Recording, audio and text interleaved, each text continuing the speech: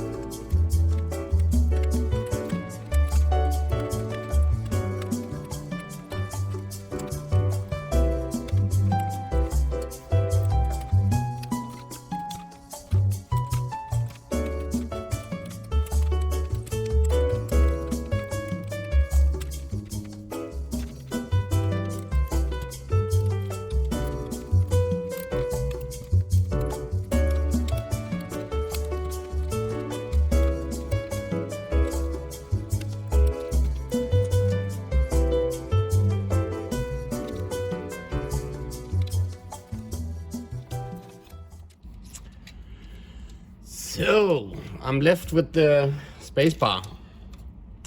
I'm not sure how to, well, if I should brute force myself into this key, but I'm not sure you can see it on the camera, but down here there is a piece of metal that combines this one over to this. That's the stabilizer. And yeah, I think I would be able to brute force this stem out of the actual key, but I also think maybe I'm able to bend this a little bit over and then take it out. So I'll try that approach first, moving the metal piece that holds the balance of the actual key, move it to one side and see if I can take this out. I think that's possible. If not, then I'll have to brute force myself, into here. But let's try that first.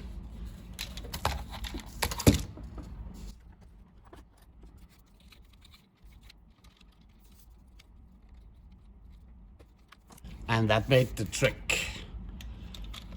But I will just warn everybody doing the same thing, be very careful. So let's see if I can get it out of here.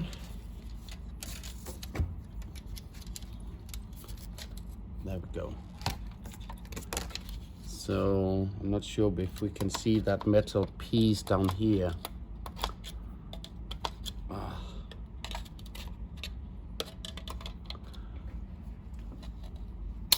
So it's down there and obviously on the other side. So I moved it to one side and then I gently pressed this that way.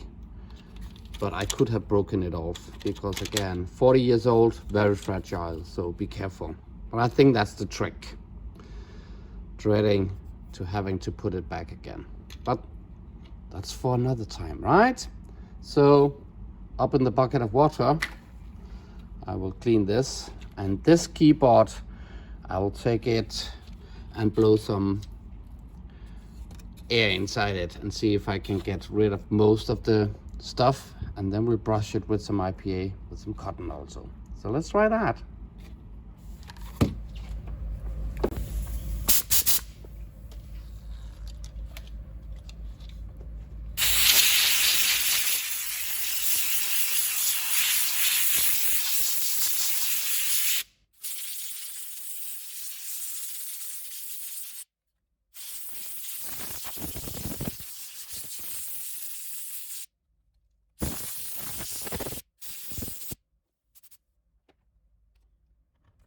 So I think that was fairly okay. Sorry about the camera. Let's have a closer look. There's still a lot of guns and stuff, but all the bus bunnies, they're gone. And I will think that some IPA will fix the keyboard. Sadly, we cannot get any of the stamps off or anything. This is welded to the back on the PPC. So instead of me unwelding these, that will take forever, and there's more or less no need unless the keyboard is not working, which we don't know at this point. But let's leave it with that. I think I also want to clean a little bit, especially here at the speaker. This speaker seems to be held back on something that could be double tape, I think. So I think I can just, with a little bit of, remove the speaker. Just don't want to break anything. So I should be able to remove that. It seems so. Hold on a second. Let me find a screwdriver. Let's try to attack this again. I moved it in to my bench, so I'm still convinced I should take it off just so I can get rid of this. So let's just do that. It's really glued. Yeah. You know what? I think it's there. There we go. One loudspeaker. And yes, there's something like double tape that I would like to get off. So we have a keyboard without any keys now, and let me just loudspeaker. Let me just take the IPA and see how far we can go cleaning the actual keyboard with IPA. Because if I look at it, there's some gunk and other filthiness that needs to be removed. And although I think I've mentioned this on one of my other videos about keyboards, I'm somehow pervertedly attracted to cleaning a keyboard and keys and stuff like this. I don't know why. I just find it very soothing and fulfilling that I can see I'm having a good process. So let me just have fun with this, and I will come back once all this is clean. And if I lift the camera a little bit up, I already had fun with all the keys and they are nice again. So I cleaned them obviously with the soapy water 3 times. They were a little bit filthier than I thought, and I scrubbed them a little bit, very gentle, and they had a trip with IPA just to rinse it off. And then I have blown some air out then to get any potential water out of there. And then they have been sitting here for a while, so they are nice and dry and ready to be assembled back on the actual keyboard. So let me come back once all this is done. This is gonna take me a few hours.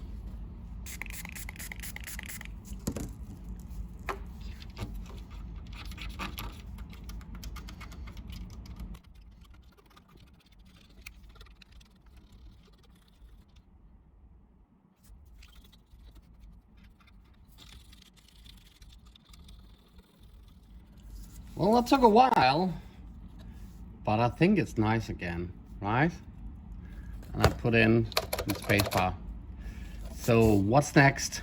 Well, I want to test all the keys.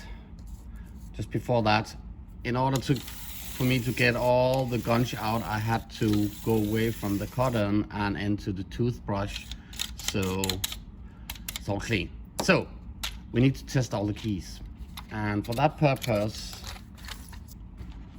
I'm bringing forward this one, continuity testing, and it should beep. It does. And what I'll be doing is I will take every single key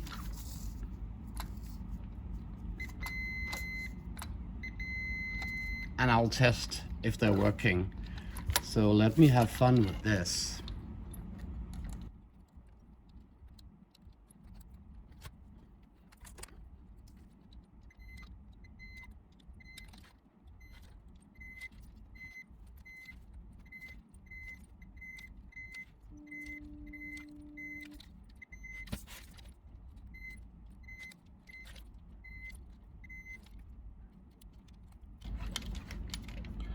I think I found one that's not working.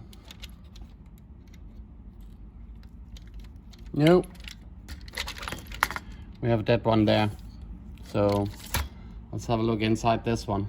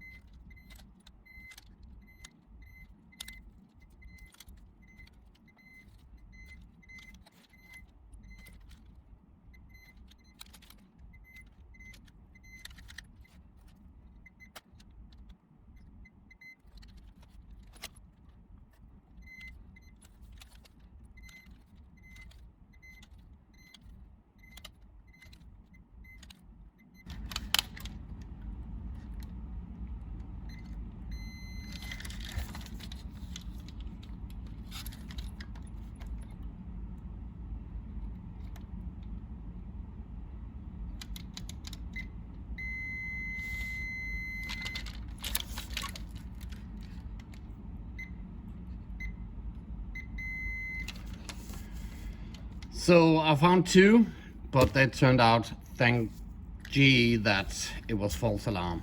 So every single key is actually working. So let me just remove this dot and that dot, and then let's get the keys back in.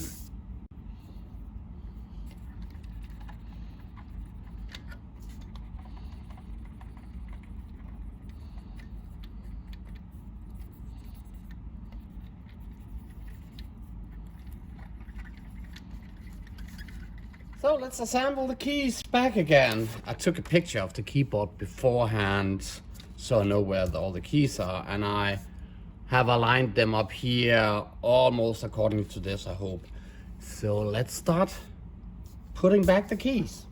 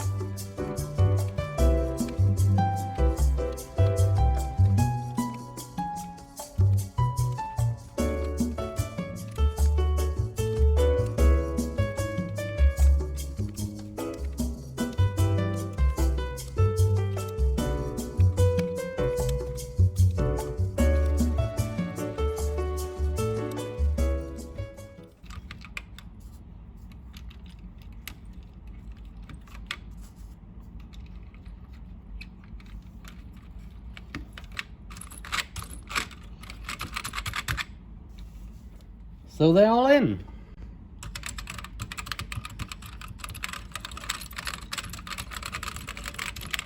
And I would say every single key is actually working. This is not 2022 keyboard, so me punching 8 hours at work on the keyboard, that would not be nice.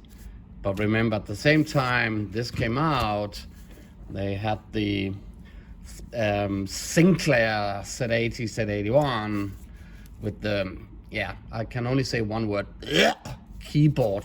So this is a huge step up. So very nice. It's very solid, and it can only be because this was also sold for all the British schools.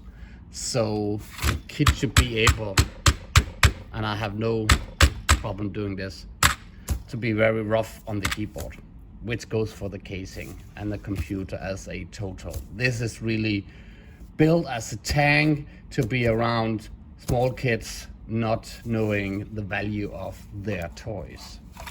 So we have the casing, cleaned it last time, scrubbed it like crazy. Looking at it today where the sun is out and it's lovely, I can see some discoloration on the casing. And I've been debating with myself whether or not I should paint it. But if I look, I know it's not good on camera, but if I look inside the casing and outside the casing, it's almost the same color. So I have decided I'm gonna keep the color. This is what it is. This is 40 years old, so this is okay. It's a vintage computer. You may notice I put some plastic here, over here, and up here. And that's because this brown plate was cracked, or is cracked there. There's a hole in there, and it's cracked up there. So my goal is that I wanna put something down here to strengthen it, and up there and up here, just to strengthen it. I need to find some hard plastic that I can glue into it. So that's gonna be the next task, and let that dry, and then let's mount in the keyboard. Most likely not my finest moment of fixing stuff. So I needed, oh, that's something on the finger. I needed something that can strengthen this area because this is cracked. Something that can strengthen this area because this is cracked, and up here. So I found the cotton swab tin because that's hard PVC plastic. This is the lead. Cut out a few, well, as I said, not my finest moment, but this should go down here. The long one, that's supposed to be in there, and the shortest one is supposed to be in there. So that should strengthen it. So let me glue this in, and then come back and we can put in the keyboard. I tried to do it and I think it's working. So one plastic there, glued in, another one up there, and a big one there. And it actually seems to be working. This was cracked in 5 small pieces, so that was a struggle getting it as nice as I can, but cannot be better than this.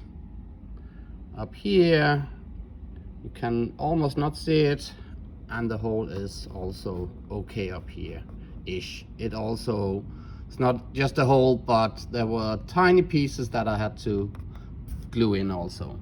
So that is done. So this is the next task. I need to go over here, find the 4 screws, and we know one goes there, and the other one goes there. So I'll be screwing in the keyboard. So I put the motherboard in the casing. I haven't cleaned it at all. And the keyboard is here. I still haven't fixed it, fixated it. But the reason for this is that it seems that you cannot put the keyboard in and then afterwards put in the motherboard. So we're not gonna put in the keyboard in yet. But now that I put in the motherboard anyway, I actually thought, shouldn't I test the Beeb if it even works before continuing? So let's do that. Power cord. Even though I don't have a monitor, the Beeb should light up and it should say beep beep if it's working. So let's try. Ready?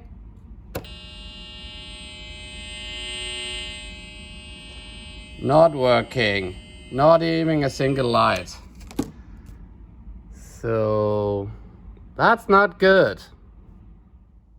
I do know it looks a little bit messy, but it's not working. So what I have done by now, taken out the board, the casing, and I removed all the chips. Some of them up here. And then I cleaned the motherboard very thoroughly, and I went in, tested all the connections on the actual board itself, cleaned all the things, resorted a little bit because some of them were not like crispy enough. So the deal now is I will move all the chips back. I still have my picture of how it should look. I'll move it back and then put it in the casing again, connecting the keyboard, and then let's test if it's working, because I think the problem was that there were some connections from the chipset that was not working. I don't suspect any of these not to be working. Maybe some RAM, but we'll have a look at that. So let me put this back together again. One thing I won't put in is that board. Let me turn it around, just like this. So that board is not going in. That means these two ROMs are not going in, but this ROM, which is the operating system, or the system itself, and that's the ROM basic. I'll put both of them in and then we'll test it from there. So let me just take all these, put in there. No reason for you to see that. One thing I just want to mention is that obviously be very careful about the legs of the chip. So I will ensure they're aligned when I'm pushing them in. So let me do that and then let's test it again.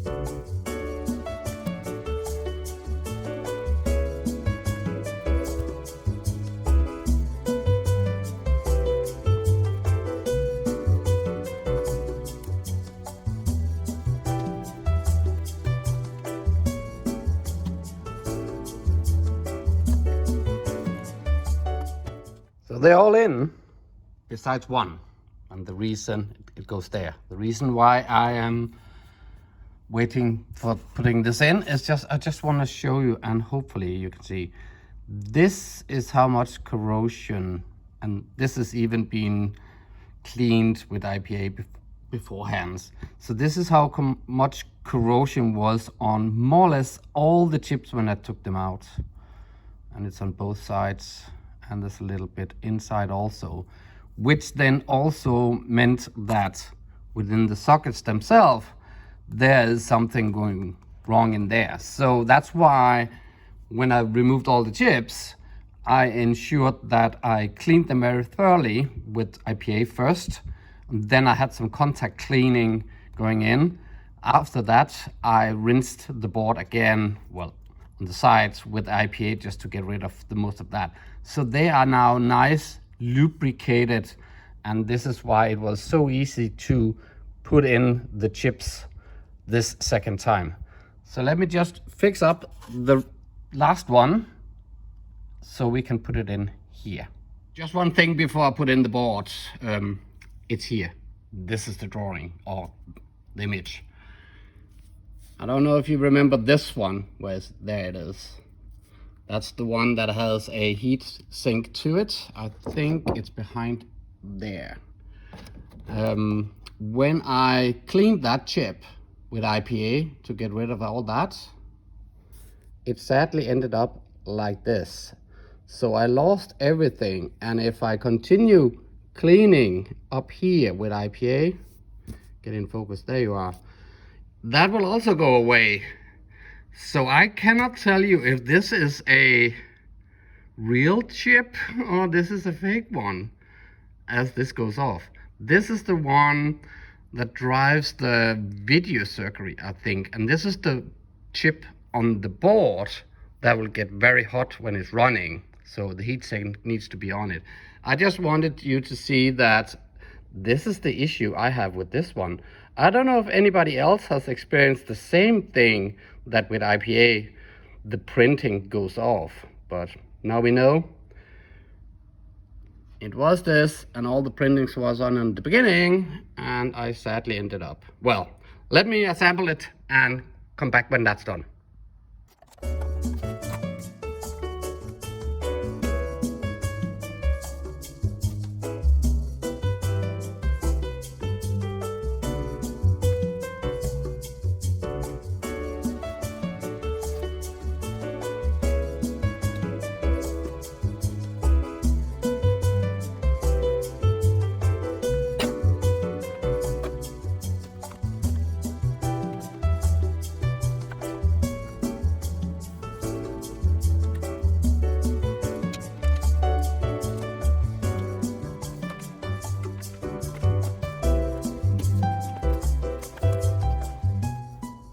All assembled again, put together, wirings with power, keyboard is connected, the heatsink is on here, loudspeaker is also connected.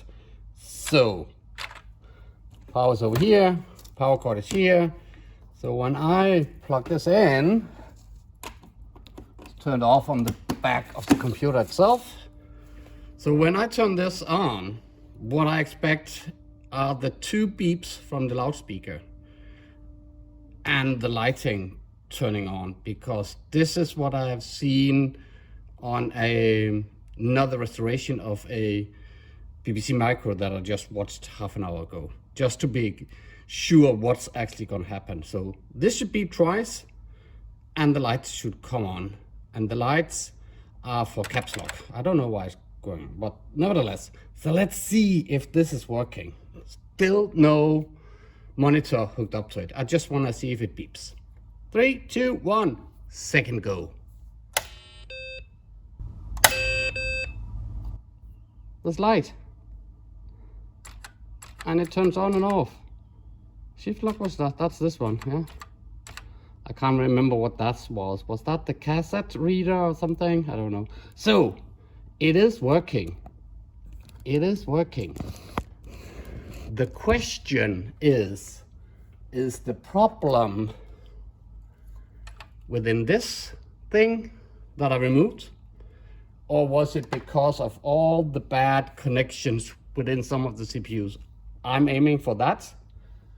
As I said, I won't put this in, at least not in this episode. This could be in another episode where we can see what this is all about. Still, I assume this is 32K extension. So we have 16 plus 16 plus 32, so 64 in total if I put this in. But we don't need that yet. And I still need to investigate what it is. I haven't figured out what that is. Haven't found any schematics. So as long as I don't understand this board, this is not going in yet. But cool. Next thing, we need to hook up a monitor. I don't have a BBC monitor for this. So let me move this a little bit aside. Let me move in my computer screen and let me arrange the camera a bit. Like this. And I hope this is very clear. This is the schematic for the whole BBC computer itself. And if I look at, so this is RAM, CPU, these are the BIOS, these are the connection in the back of the board. We must be over, there we go. So what do we have up here? So this is the schematic for the Ethernet connector, I can see. Down here, let me zoom in. This is the cassette connector on the back of the computer. And what I was aiming at, this is the RS432. And here we go. So this is the RGB connector. And maybe down further down, where would that would be this one, right? Let me zoom a little bit out. Yeah, so that's the other video out and the third video out down there. So I was thinking, can I not just make a new cable and maybe rewire them to so maybe to the Olivetti computer monitor that I have? So I am looking at, so this is from behind. So this is 1, 2, 3, 4, 5, and 6. And hold on a second, resistor. So red goes into 1, green goes into 2, blue goes into 3, 4, that's the sync signal, 5 is ground, and there's a +5 in the middle. You know what? This is Amstrad. This is CPC. Let me just, yeah. Definitely Amstrad. Same out pinouts. I don't know. You know what? Let's hook up an Amstrad monitor and see what it does. Maybe it doesn't work. Maybe the frequency is not correct from the BBC and the Amstrad. But let's just try to hook up an Amstrad CPC monitor to this BBC and see if we get anything on the screen. Okay, so just to be clear and not to blow anything up, I found the pinouts for the Amstrad CPC monitor, and it's the same: red, green, blue. So all the connections are the same. This should be okay. So let me see if I can move in the Amstrad computer monitor. Let me take away the PC.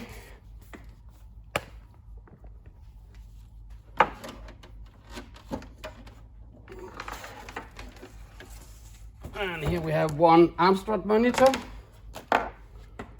And here we have the connection. Is it in? It is in. Let's move the computer over. Let's plug this into the RGB port.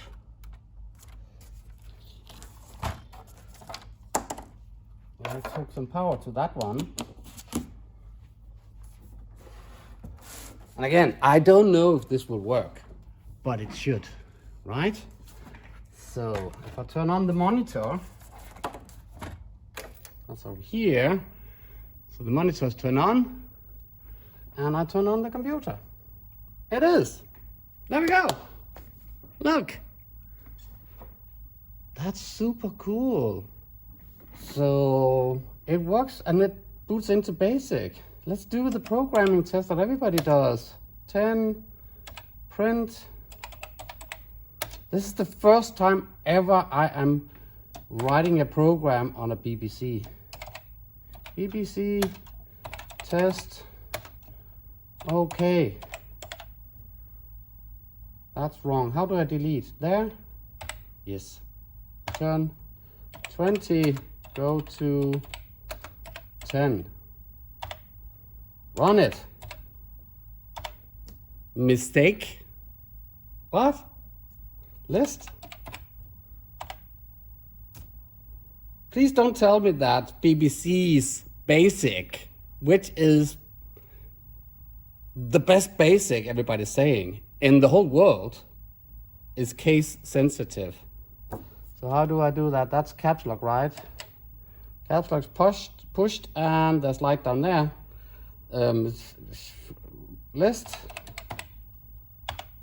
Oh my G. So it is case sensitive.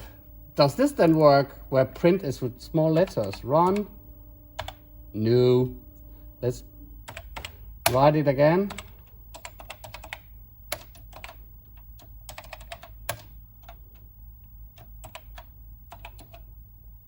How do I do small letters then?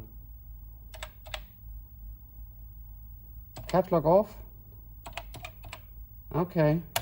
And then caps lock on to write OK with capital letters. Shift, enter, 20, go to 10, 1. Wow. I know it's flickering. I'm still using my iPhone because I still haven't bought myself a professional web camera, but it's working. How do I get out? Break? List? Okay, so break is that a reset function? It just cleared the whole program. I need to learn BBC Basic, right? But that's it for another episode. But I must conclude, things are working on the monitor. The computer is actually up and running. Let's wrap this episode up and let's have a talk about what we have done. This certainly was a fun trip for me, and I really enjoyed restoring this BBC Micro B model. I think it looks crisp now, it's clean, and it's even working. We had to pull out 2 refers and a capacitor from the power supply in order to make that one work. So as you can see, it's working. I remember when I was a child, I still, as you recall, had my Amstrad CPC. This is actually the monitor for it. And I got that. I wanted the BBC and I wanted the Atari, but they were so expensive back in the days. And the reason why I wanted this was that the BBC produced the TV series about the BBC itself, the microcomputer, and other microcomputers. And I was so intrigued by what this could do. I didn't understand more or less anything when they were talking about EEPROMs and peripherals and open it up and talking about buses and tubes and whatever have you. But I was very intrigued. But it was a lot of money. And the CPC was super cheap. So that's what I got. But now I finally can say I'm a proud owner of a micro BBC. Of a BBC Micro B. And enjoyed it, as I said. So this was episode 2. And this is how I will wrap it up. I will probably eventually make an episode 3 because I cannot load anything into it. I don't have a cassette recorder or a disk drive or maybe some new fancy stuff with an SD card or something that I can plug into it. So until I'm having that in my hands, this will go back on the shelf. But once I get it, I'll bring it back and then we'll play more around it. And then we will put in the RAM extension card so we can see if that actually works. Thank you for staying this long and watching the episode of this computer. You know, it's thumbs up if you liked it and maybe want to see more, or that one. And please do remember to subscribe. This way you get notified when I pull out new content for all of you. Thank you. My name is Tybo, and goodbye.